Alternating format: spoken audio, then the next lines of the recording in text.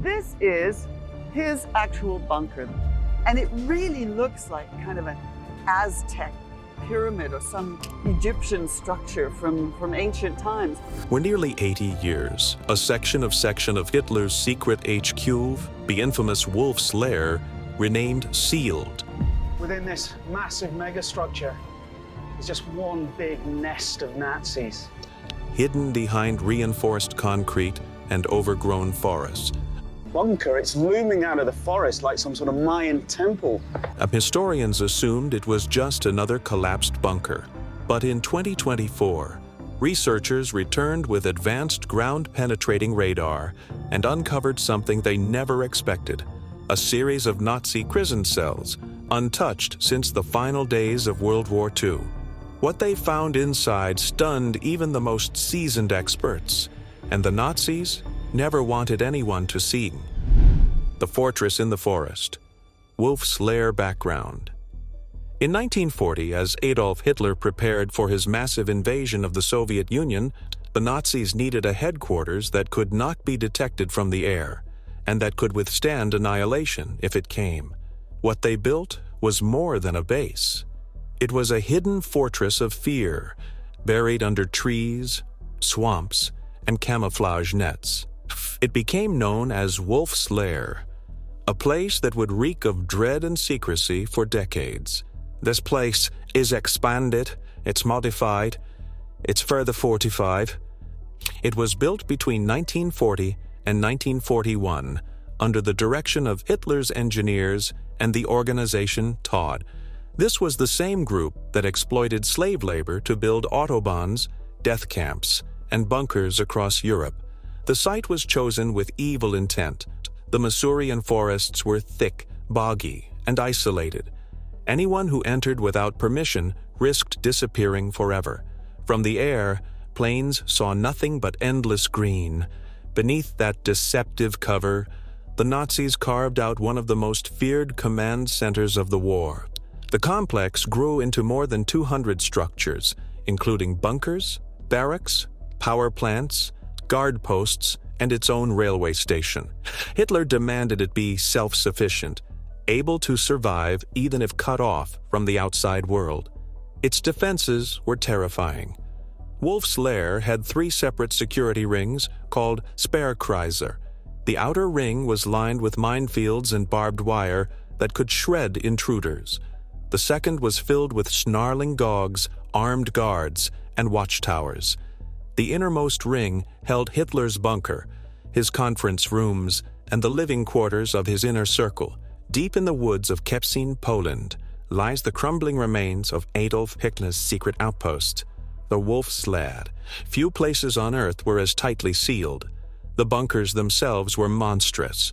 Their walls were up to 8 meters thick, reinforced with steel, and smothered under camouflage netting and moss. Windows were tiny slits or absent altogether. Inside, it was damp, suffocating, and reeking of mold.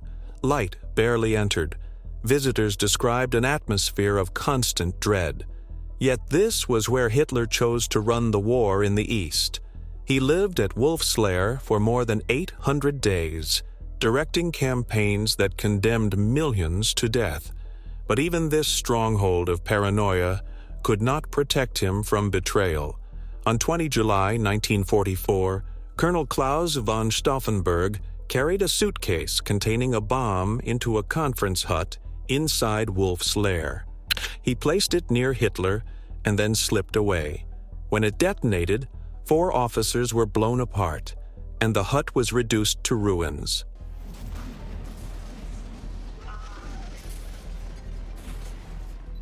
Hitler survived only because a heavy wooden table absorbed the blast. He staggered out, burned and deafened, but alive. The attempt revealed that even within this fortress of terror, conspiracies could erupt. The aftermath was brutal. Hitler's paranoia spiraled.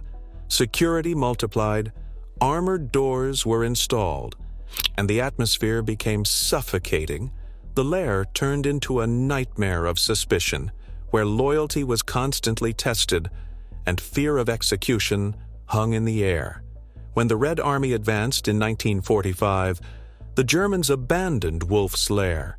They tried to obliterate it with explosives, but the walls were so grotesquely thick that much of it survived like a scar in the forest. Starting off as a relatively small brick and concrete structure, in 1944, it was expanded and encased in 2 thick concrete walls. After the war, 54,000 landmines had to be cleared before the ruins could even be approached safely. And that was why it took so long for the inside to be fully discovered. When experts recently opened hidden prison-like spaces under Wolf's Lair, they were shocked. They were reminded that this was always a place built for secrecy, death, and horror. Inside this fortress of fear lived some of Hitler's closest men. None embodied corruption and cruelty more than Hermann Göring. It was in his personal villa at the Wolf's Lair that this shocking discovery was made. So what kind of man was Göring? His story matters because it was near his personal villa at Wolf's Lair that the ugly discovery would be made. Experts are now desperately digging back into his record for clues about what role he might have had in connection with what was uncovered beneath these hidden selves. Vanity, power, and atrocity. Hermann Göring was not just one of Hitler's closest men. He was the very image of Nazi arrogance, a man who mixed cruelty with grotesque greed. Hermann Göring fell into American hands following his own fall from grace in April 1945. Göring first rose to prominence as a World War I fighter ace. He was decorated and admired by many Germans as a war hero, and this fame gave him a pathway into politics. When he joined Hitler early in the Nazi movement, he immediately proved useful.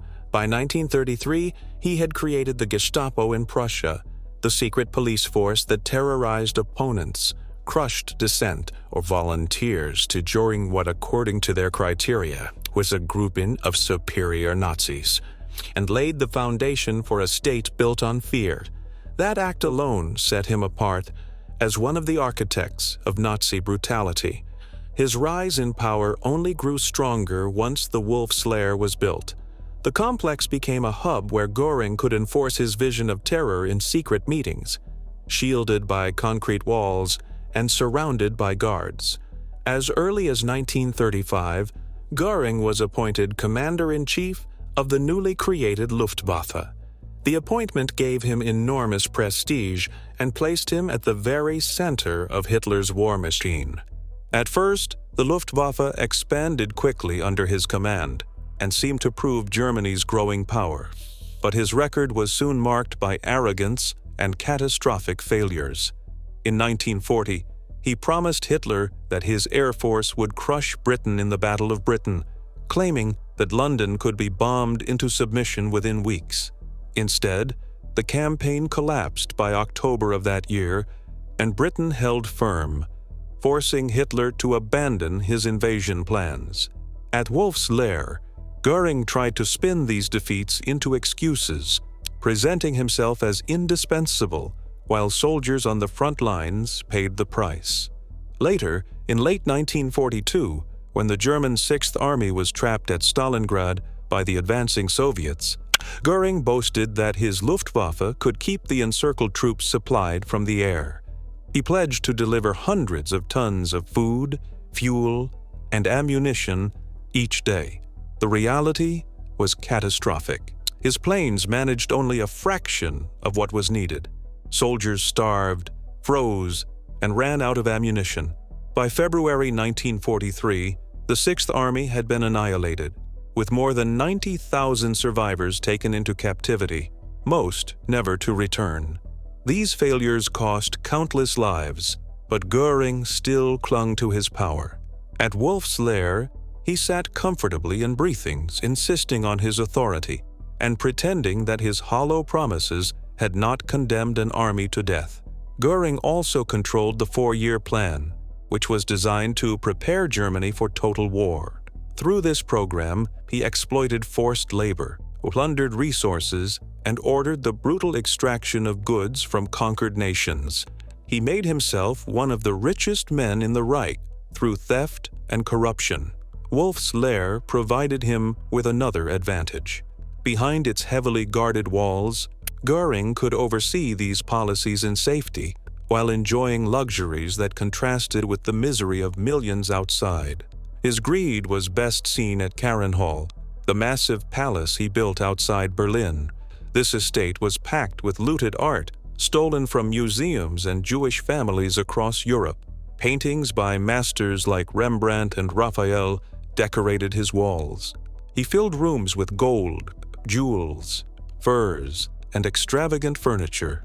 At Wolf's Lair, Göring lived in comfortable quarters while others around him endured fear and hardship. This was not just a working office for him, it was another seat of power, a place where he could make decisions that condemned millions while surrounding himself with comfort and symbols of wealth. The hidden tunnels and cells inside the complex allowed him to operate away from public eyes, and it was here that many of his schemes were refined. After the war, Göring's crimes caught up with him. He was convicted at Nuremberg for war crimes and crimes against humanity. His sentence was death by hanging. Empowered to impose sentence of death or such punishment as it may consider just, but he denied his victims even that justice. He smuggled in cyanide and killed himself in his cell in 1946. But if Göring thought he could take the secrets of what was buried in those secret cells with him, how wrong he was, because experts just dug it out. The shocking discovery beneath Göring's villa. In 2024, a routine excavation turned into something horrifying. The Latebra Foundation, a research group working legally at Wolf's Lair, began digging near the remains of Hermann Göring's personal villa. What they uncovered was not a ruined wall or a collapsed passage. It was human remains, buried in hidden confinement-like spaces that looked less like graves and more like secret cells. 5 skeletons were recovered. 3 belonged to adults. 1 was a teenager. The smallest was a newborn child. What made the discovery even more chilling was their condition. All of the skeletons were missing their hands and feet. The Latebra Foundation member Dominik Markovich says it is an unbelievable discovery. This was not normal decay. This was deliberate, or at the very least, highly unusual. Their bodies had been laid in a line beneath the flooring of what appeared to be an old service section close to 1940s-era plumbing. Whoever placed them there wanted them hidden, but not in the way that soldiers are buried or victims are honored. It felt like confinement, even in death. What made the discovery even more startling is that no personal items were found. While interested in trying to maximize recovery of evidence, the bodies were stripped of identity before they were sealed away. Archaeologists described the scene as stark and unnerving. The discovery was reported at once to Polish prosecutors, who treated it as a potential crime scene. Investigators worked cautiously, documenting every angle, every bone, and every trace of soil around the skeletons. But experts quickly realized that the find raised more questions than answers. What could science confirm, and what remained unknown? The investigation. After the initial discovery, prosecutors treated the site as a potential crime scene. The underground chamber was sealed, and forensic teams began a controlled excavation. Every item was documented. It's only by recovering all the different types of evidence from an archaeological site can we begin to get a fuller picture about what happened to people in the past. The floor was photographed and mapped in grid sections, and each human bone was carefully bagged, labeled, and logged into a chain of custody. The goal was clear: preserve every shred of context for later analysis. Prosecutors ruled early that the bones did not belong to recent victims. Based on their condition and depth, the legal determination was narrow but critical. The remains appeared to predate 1945, possibly from the interwar years. That decision closed the criminal investigation. Forensic scientists are now preparing to analyze the remains in stages. The first phase will likely involve strontium and oxygen isotope testing. These isotopes, absorbed through food and water, lock into bones and teeth over time, providing clues about where a person grew up. If samples are intact, researchers could match the isotopic signature to geographic regions, potentially revealing whether these individuals were German, Eastern European, or from occupied territories. But that alone won't be enough. Radiocarbon dating will also be critical. Using decay rates of carbon-14, experts aim to determine approximate dates of death. If successful, this could narrow the timeline to a specific decade. Preliminary tests reportedly suggest some individuals may have died in the 1920s or 1930s, but these results remain unconfirmed and subject to contamination concerns. Scientists warn that conditions in the chamber may complicate everything. The bones were buried in a sealed, damp environment. For once, you've recovered the body, you brought it back to the laboratory. There is a whole range of different information you can extract from the skeleton, and may have undergone chemical treatment either intentionally, as part of Nazi forensic manipulation, or through environmental exposure to volatile compounds used in bunker construction. Any of these factors could degrade the isotopic data or radiocarbon reliability. Some bones may yield no viable data at all. Meanwhile, physical anthropologists will also assess trauma markers on the skeletons. Cracked ribs, cranial fractures, or signs of bound limbs could point to execution, confinement, or ritual violence. If the victims were political prisoners, resistance fighters, or test subjects, their injuries might match known Nazi interrogation techniques or unethical medical practices. However, until a full osteological report is completed, any conclusion would be premature. Finally, there's the most chilling possibility that the remains were not recorded in any known Nazi database. If none of the victims can be identified through existing records, it may suggest a completely unknown operation, one conducted outside official SS channels, or deliberately hidden by those in Hitler's inner circle. In response, some experts are now re-examining old intelligence files and historical testimony, especially surrounding Heinrich Himmler, who worked in the lower levels of the Führer bunker during its final months. They hope his records might contain clues to explain what lay beneath the cells all along. Heinrich Himmler and the shadow of the Valkyrie plot. Heinrich Himmler was not a battlefield commander. He was a bureaucratic executioner who rose through the Nazi ranks by mastering fear, loyalty, and systematic elimination. By 1944, he controlled the SS, the Gestapo, and all police forces in the Third Reich. After the failed June 20th assassination attempt on Hitler, known as the Valkyrie plot. But on July 20th, 1944, it was the attack on Hitler. Himmler assumed near-dictatorial powers over internal security. He saw the plot not just as treason, but as an opening to purge the German military of anyone whose loyalty to Hitler was not absolute. Within hours of the bombing, Himmler arrived at the Wolf's Lair with full authority to act. What followed was not a legal investigation. It was a purge disguised as justice. Hundreds of high-ranking officers, including decorated veterans and even former war heroes, were arrested. Some were publicly hanged in Berlin, suspended by piano wire in execution rooms designed to prolong suffering. Others were taken quietly, tortured for confessions, and never seen again. Records were falsified or erased. Entire families were targeted to create a culture of terror. Hitler watched some of the executions on film in his private quarters and reportedly demanded that more officers be made examples. The Wolf's Lair itself became a site of interrogation and punishment. Himmler deployed SS teams to comb through every corner of the compound. Secretaries were questioned. Drivers were detained. Communications personnel were monitored for coded messages. Engineers and guards were investigated for possible sabotage. The atmosphere became one of total paranoia. Even longtime loyalists feared they might say the wrong thing or be associated with the wrong person.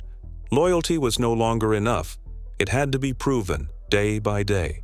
What makes this relevant today is the recent forensic discovery beneath the remnants of Göring's demolished villa.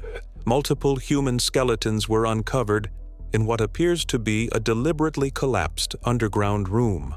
The remains showed no signs of formal burial, suggesting the victims were not laid to rest, but discarded. Some bones were fractured in ways consistent with blunt force trauma, possibly inflicted before or during death. No official records mention executions in this location, and no known list of prisoners matches the number or condition of the bodies found. That absence is itself a signature of Himmler's purges. Some experts now believe that these remains may belong to individuals who were executed during or shortly after the Valkyrie aftermath. A myth completely devastated room of his headquarters. Hitler miraculously survived a bomb attack. Their presence at Wolf's Lair, especially beneath the residence of a top-ranking Nazi official, suggests they were removed quietly and killed as internal enemies. Some may have been low-ranking conspirators. Others may have simply known too much. Under Himmler's system, both fates led to the same end. Beyond the July 20 connection, locals, historians, and even amateur sleuths have begun offering different interpretations. The violent history of the site provides more than one scenario or who they might have been. One of the most widely supported theories is that the skeletons belong to a local East Prussian family that vanished during the Nazi occupation. As the Wolf's Lair grew into a massive fortified complex, several surrounding villages were evacuated or razed entirely. Civilians were forcibly relocated, often with little warning or documentation. In this climate of fear and secrecy, some families simply disappeared without a trace. They may have been removed for refusing to comply, for helping resistance fighters, for harboring Jewish refugees, or even for being ethnic minorities caught in the shifting borders and allegiances of wartime East Prussia. The Nazi SS maintained brutal control over the entire Rastenburg area. Any perceived threat to the secrecy of the Wolf's Lair, whether real or imagined, could have resulted in immediate arrest or execution. In some documented cases, entire households were liquidated without formal charges or records. If a local family ran afoul of the authorities, they could have been murdered and buried quietly in the forest to erase any evidence of their existence. What gives this theory additional weight is the discovery of a newborn's remains among the skeletons. 5 human skeletons have been unearthed at Adolf Hitler's Eastern Front military headquarters in present-day Poland. The presence of an infant strongly suggests a domestic group rather than military personnel. The fact that no clothing, jewelry, or personal items were found with the bodies may indicate they were stripped before burial, a practice consistent with SS executions. Experts now argue that the bodies could belong to forced laborers conscripted into Organization Todd, the paramilitary engineering group responsible for constructing Hitler's eastern headquarters.